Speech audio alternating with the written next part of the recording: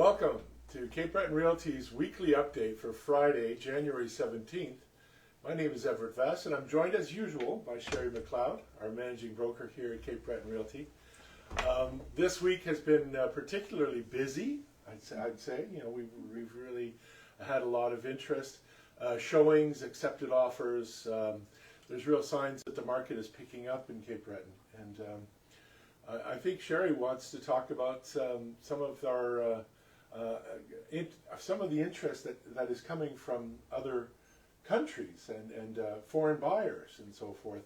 I think that's and sellers and sellers too. Yeah. So I think that's where we'll start today. What have been your observations this week?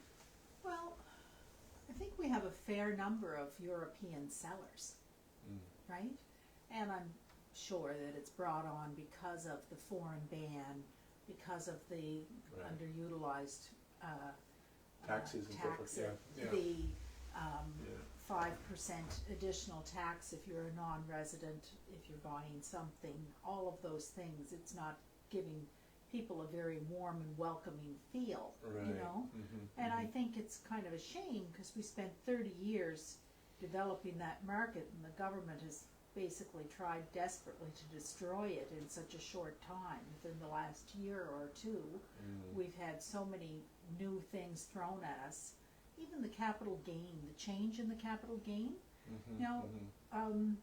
because a lot of the properties that we sold to Europeans 30 years ago, they're looking to sell. Now they're looking at 66% instead of 50%. Right. You know, that they're going to pay tax on their gain. Right. Things like that. It's just not a very friendly way of doing things. Yeah. And the rural areas particularly, we're very dependent upon that money, the foreign money coming in. And we're shipping that money back to Europe or back to the States every time you turn around. How many sales did we have in the last 2 weeks that were Europeans selling? Yes, or Americans selling. It's not the local market so much that's selling anymore because they sold during COVID.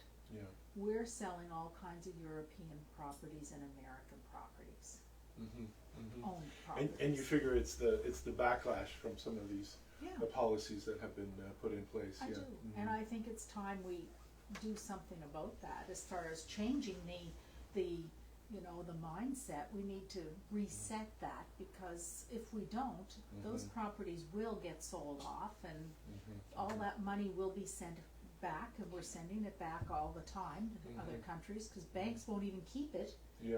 If you don't own a home here and you're a non-resident of Canada, they don't want you to have a bank account here with money in it. They don't want you to be able to invest your money here. There's all kinds of rules that are so against what we always stood for, and we were always so open to, sort of open borders and open investment. And you remember the trucker issue in Ottawa? God forbid, some people were for the truckers, some against. I don't care. That's right. I don't care about that part, like who's for what or anything. But in Europe, there was a lot of articles written about that. And that really, they saw us as, they're losing all their freedoms, they're not allowed to demonstrate anymore. They didn't see it as, we can't get downtown in Ottawa anymore. And I mean, it depends what side of that argument you're on. But that's not what the media said in Europe, right? Not, the media said, that what's going on with that country. They no longer can openly demonstrate if they don't agree with the government. Right. It caused quite a black eye in the worldview. And I mean, that wasn't the only thing. When they put the foreign ban out there was lots of articles in the media in Europe. Lots and lots of Europeans tell me, oh, but we can't buy over there anymore. So we can advertise till we're blue, but we're competing against all those articles that came out and said that they couldn't buy in Canada because there's a ban. And the people that are here, it's made very difficult with the housing, underutilized housing tax forms, even if they don't have to pay the thing, they still have to file the paperwork, so they feel like somebody's watching them, you know? Right. Yeah. So a lot of them are looking to sell because of all those hurdles. Yeah. There's even less air flights from Europe to Halifax now than, you know, is it Lufthansa is no longer flying? Yeah, right, yeah, they've cut. And that's a big deal. Right. That's a really big deal, you know. Yeah. And that's not caused from COVID. That's caused from Just the lack of traffic. lack of traffic. Right. Exactly. Yeah. So it's affecting our tourism. It affects the restaurants. It affects the car dealers. It affects the fellow that sells boats or ATVs or, you know, because these Europeans are selling their cottages that they were coming here and using, and we're selling them. So, you know, we have a little bit to sell, which is great, and the Ontario market is buying, which is good, but that will run out. And 30 years ago, when I was really starting out, most of the building permits taken out, at least in Richmond County, were by Europeans, because the Europeans were building cottages, right? Or summer homes. They were homes to us, cottages to them, because they had more money than we did, obviously. But those homes are the homes that we're selling now to Canadians. They were developing properties that, you know, needed a 2-mile long road and power poles and things that we as Canadians couldn't afford to develop those properties. Right, because it was a major undertaking, at that point. And we didn't have the money to do it. Right. And we couldn't afford to pay the prices for those properties. We were building close to the road and cutting as few trees as possible and, you know, short driveway, let's get out of here in the winter. That was our mentality and our thinking, right? So much has changed now, and they were very good for our economy, and they right now is like we're shunning them, turning them away. I think it's bad. Yeah, what was driving our economy is now. So, what do you think can be done in order to turn the tide in favor? I think the first thing we need to do is, you know, get after our government. We have, as a real estate organization or association, we have a committee that actually, you know, tries to get governments to implement different things like helping the first-time buyers and different things that have been implicated because of our lobbying them. I think we need to lobby them to help us to get rid of some of these rules. And if they want to put a foreign ban in Vancouver Island or Vancouver, the city of Vancouver, because of, you know, the foreign buyers and so many and underutilized taxes and stuff, that's fine, because that's a completely different market than rural Nova Scotia. Right? Exactly. So I just wanted to bitch, I guess, did I? Yeah, just a little bit of venting there. Yeah. No, I think that we see what's happening, and it's such a shame because it is causing foreigners to think twice, or interested in potentially selling and leaving their property, and so it's a source of concern for us. It is. On another note, I did have a European that decided to take their property off the market last week, wasn't it? Because they thought, well, if war does break out here, I want to have a place to go there. Right? So now we have all these border issues with the United States, and really we're kind of in a mess with all of that. You would think that we would be leaning more towards better partnerships with Europe, if we're not going to be trading as much or as well with the United States, which I hope that doesn't happen, because the United States is you know, Our our biggest neighbors, trading our partner. biggest Yeah. trading Yeah. partner, and all of those things. Yeah. But I do think that, you know, because of the 69-cent dollar and less probably coming forward, that we will be selling to Americans. Yeah. But it's a shame to lose out on the European market.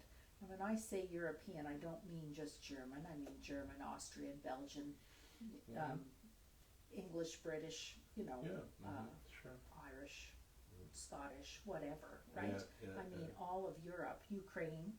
Yeah. You know, we have a lot of Europeans that buy here. Yes. Right? Yeah. So. That have historically. Yeah. Yeah. So we need to rekindle our efforts and reach out. Then, are there any particular platforms that you think would be the best suited to that? Well, I think you know, we should be lobbying our local MPs. We should be lobbying our council, right? Every layer of government has put some kind of restrictions in place. As a local, I pay less tax. Why do I pay less tax? Because my rate is capped after a certain time. Right. But if I'm a tourist and I buy a cottage or buy a property and build a house here, I pay full fare for everything right through. I think we should be encouraging them to come here and spend their money, not discouraging them. Right. You know. Yeah. So whether it be your counselor or your warden or your member of the legislature or your member of parliament, we should be lobbying them, telling them, you know, what are you trying to do to our market? Yeah. Because you know, we've had times in our market that were, you know, our market was very good, but it's more of a level market now. We're not experiencing so many buyers. In fact, we're promoting our properties mostly in Ontario and the States because we don't have that many local buyers, right? We're not going to survive on just that. Right. And we always had that European market to kind of fall back on too. That's no longer there. They're providing the sales, the things to sell, but we need to encourage them to come here and spend money. And right, and stimulate demand. Yeah. Okay. Yeah. Good. Back in the 80s and even the 90s, the restaurants, you would walk into the Inn on the Canal in the 90s, and more than half of the tables spoke German. Yeah. You don't see that anymore. No. That's a big difference for a small little community like ours, right? Yeah. But it's the same if you're in Sydney, and it's the same if you're in Port Hawkesbury. Even when you go to Halifax, you don't see that anymore, and you used to see it all the time. So. Yeah. On another note, we have, I think 3 agents that are working with us that speak all these languages that are very good to be able to speak some Russian, some German, some Ukrainian, French. We have lots of resources and capacity for that. And we always welcomed all of these different languages and all of the people from throughout the world, and all of a sudden it seems like that's just gone by the wayside. Right? Now we have new immigrants coming from different countries, and that's great, but they're not in the rural areas nearly as much as they are in Sydney or Halifax or Toronto or Vancouver. Right? Yeah, that's true. So they tend to go to the larger centers. Yep. It's the rural properties that I'm concerned about, the rural market that I'm concerned about. So, Yes. So do you have any suggestions as to how we could change that? I'm not an expert on these things, but certainly in my experience, what I've seen, so far, we've been able to capture some interest, using social media, because everyone is on social media. It's just a matter of targeting the right audiences, and we have tools and technologies that enable us to do that.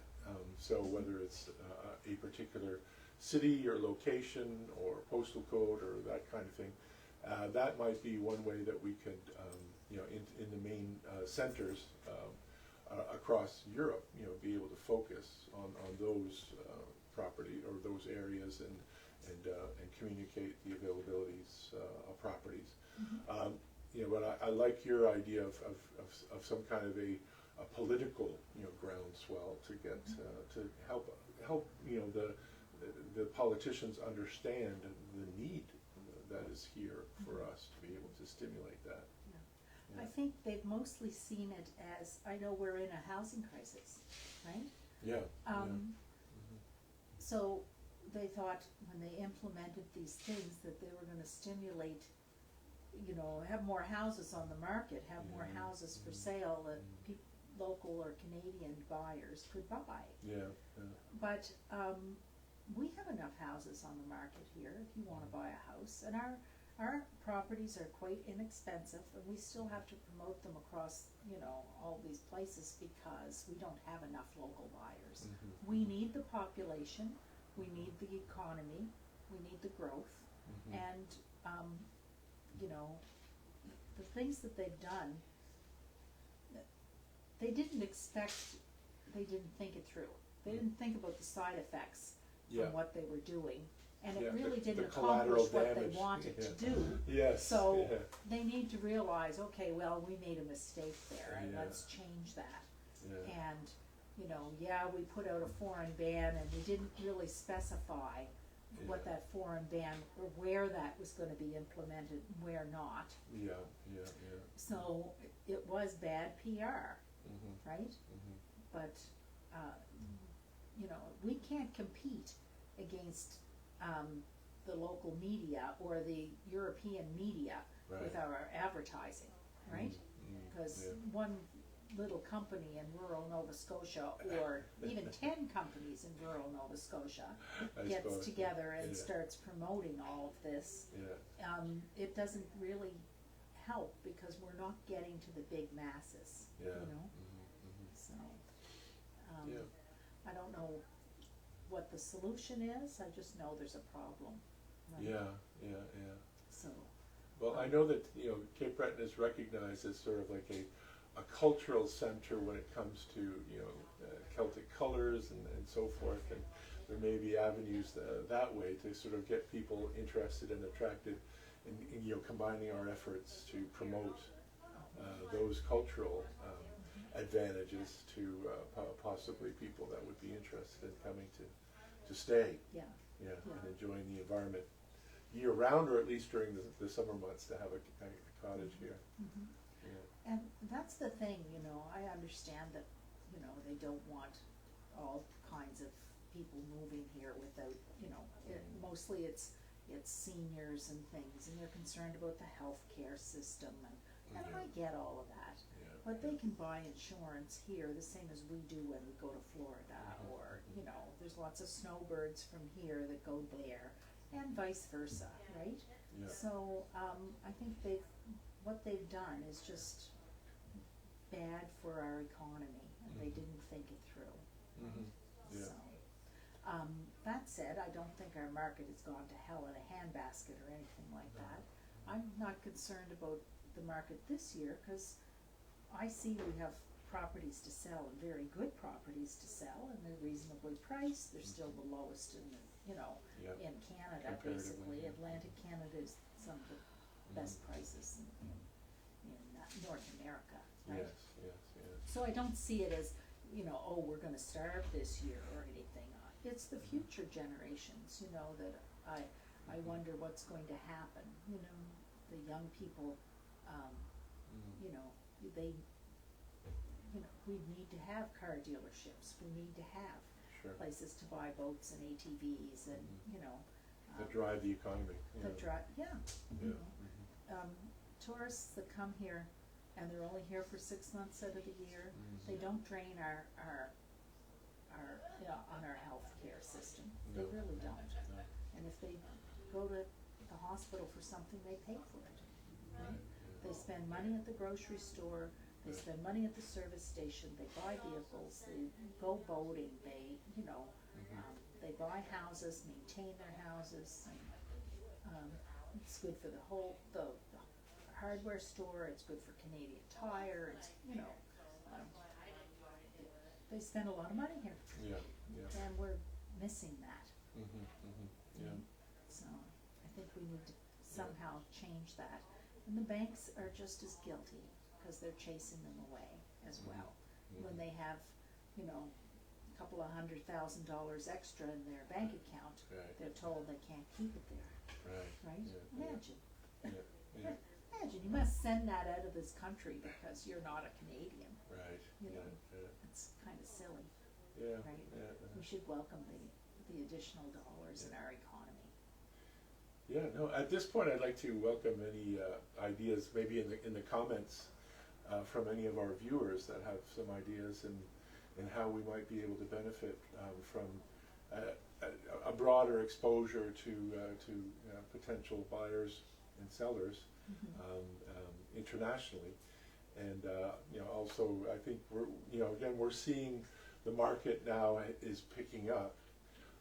We anticipate that the spring is going to be quite good, and so this is the time now for us to sort of be able to move and make some changes if necessary. Because we have that opportunity, we have that capacity.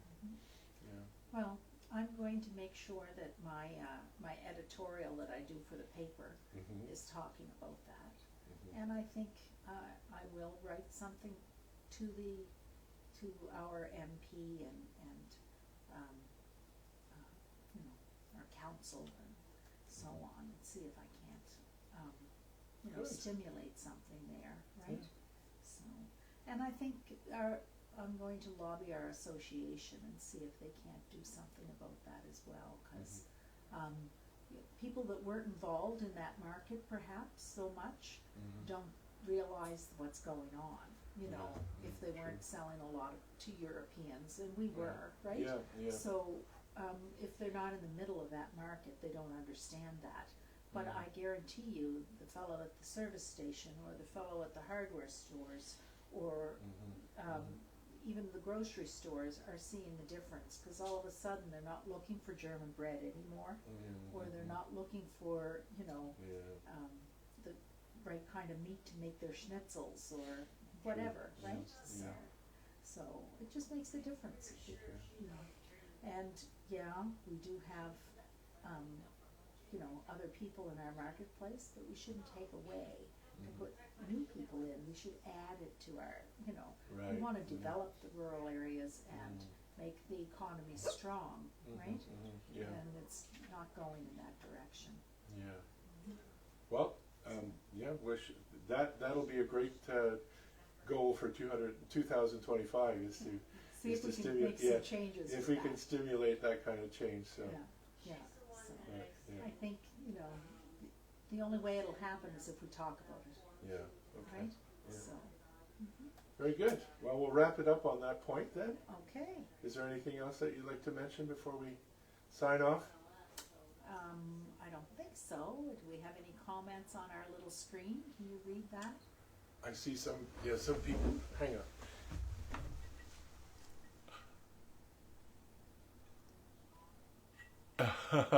The suggestion is to put this onto a video and not do it necessarily live, but have a video, so we can look into that as well if we do it.